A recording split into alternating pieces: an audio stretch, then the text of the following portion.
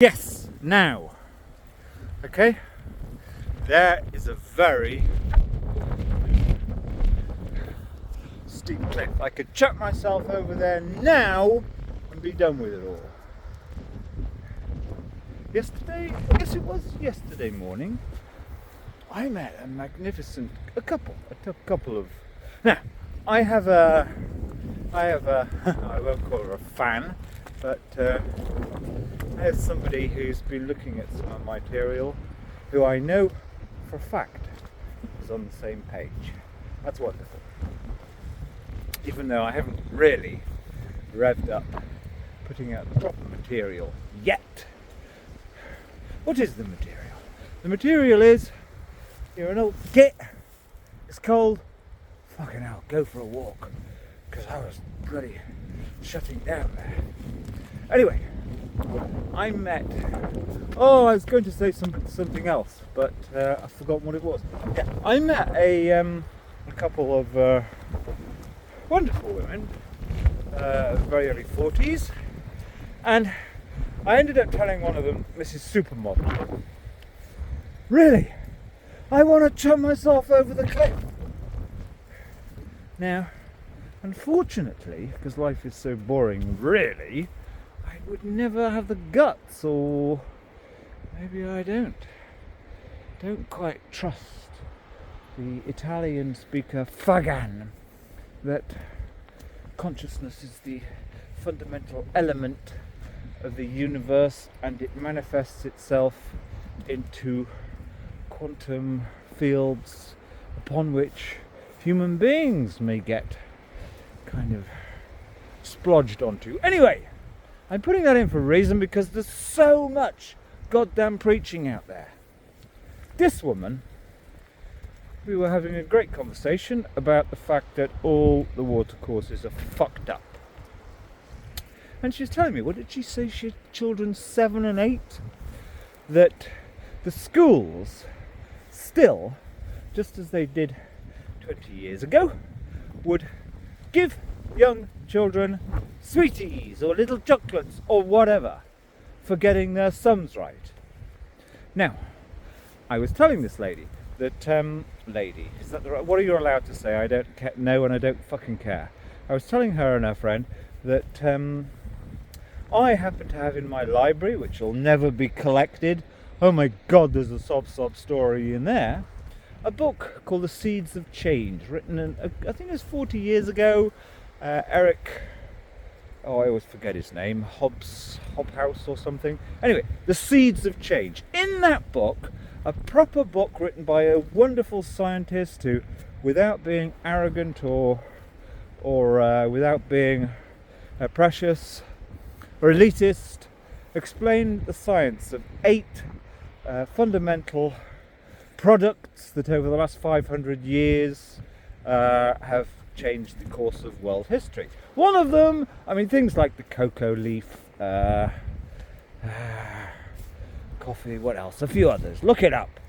One of them was sugar, i.e. refined sugar, i.e. something that's higher in glucose rather than in fructose. And in that book 40 years ago, my copy has got a stamp in it from the BBC Library.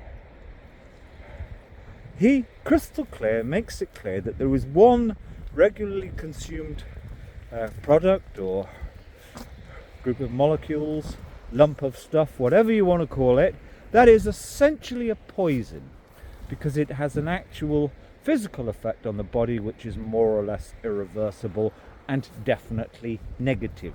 That's sugar. So I was telling her, 20 years ago, I wrote to the primary school where my kid was, Langorse, asking them politely, please, I'm not sure if this is really a good practice, to be giving the kiddies sweets, because some of us parents are trying.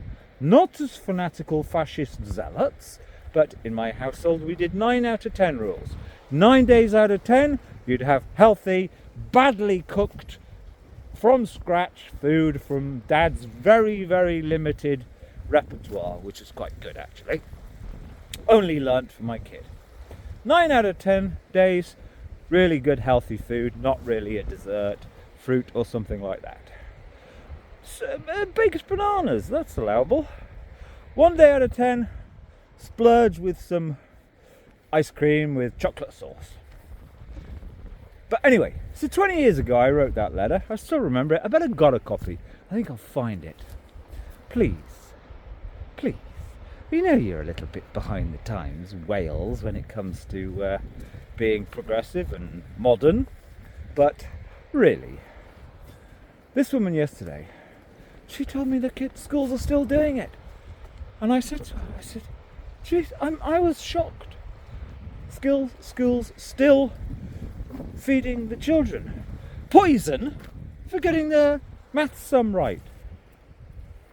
I actually kind of meant it.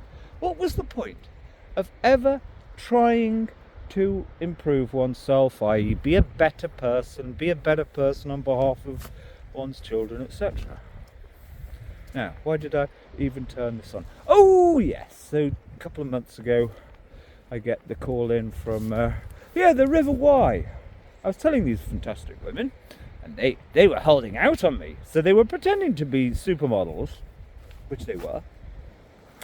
And I was telling them that the River Wye is like a huge fast-flowing river in a region of 10%, or let's just call it it's the whole region, but the catchment area has about 10% of the population density of this bloody Stepford Wives on Sea region, or London on Sea.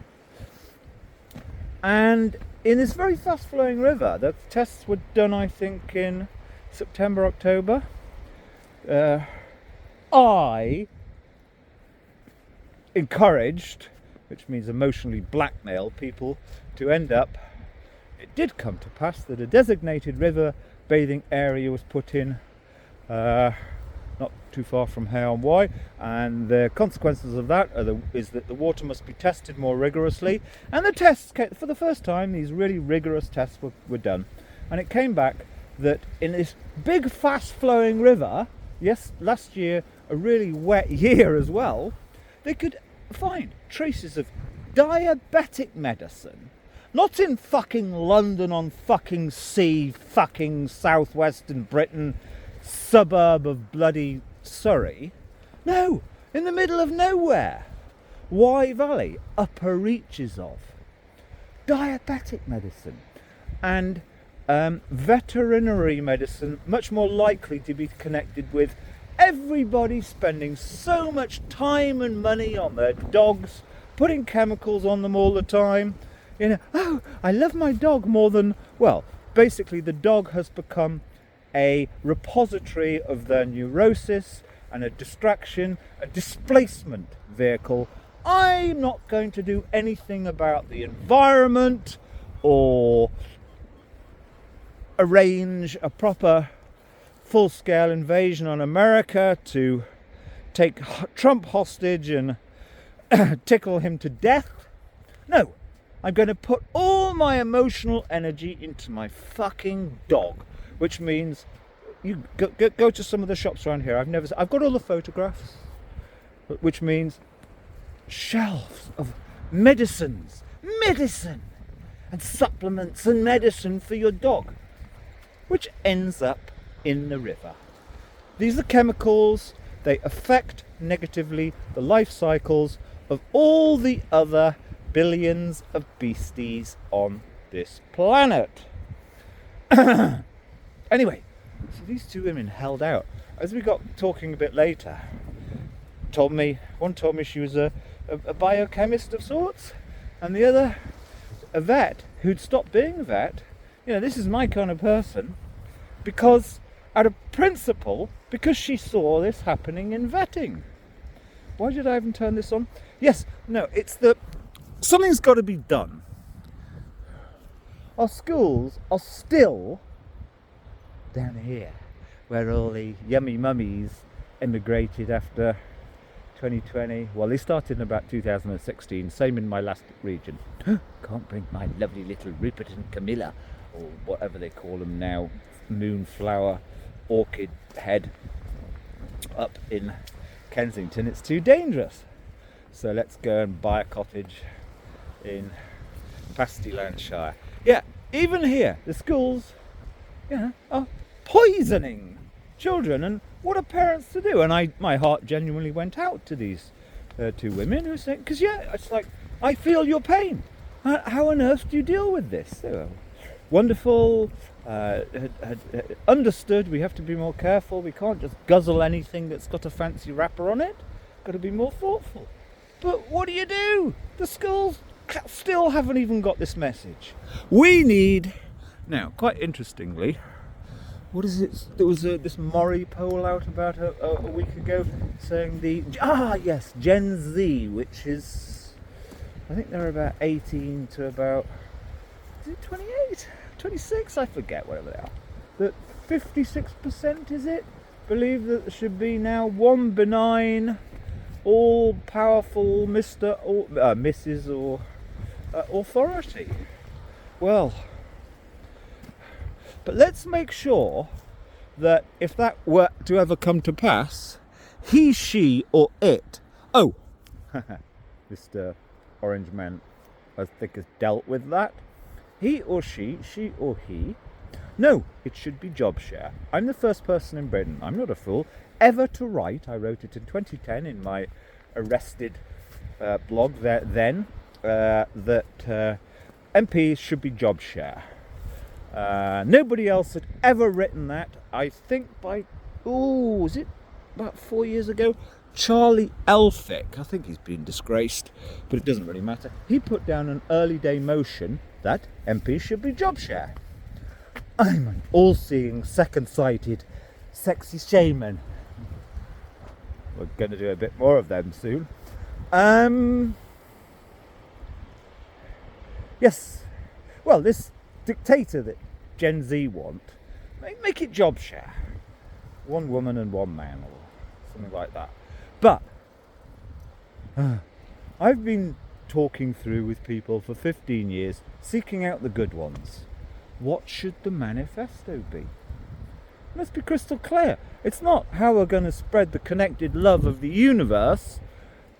It's how are we going to fucking well make sure our teachers aren't poisoning children. Item 1 of about 10. Right. Soon I get properly to work. There's nothing better than being made to hunker down for 7 or 8 weeks. Semi-hibernate.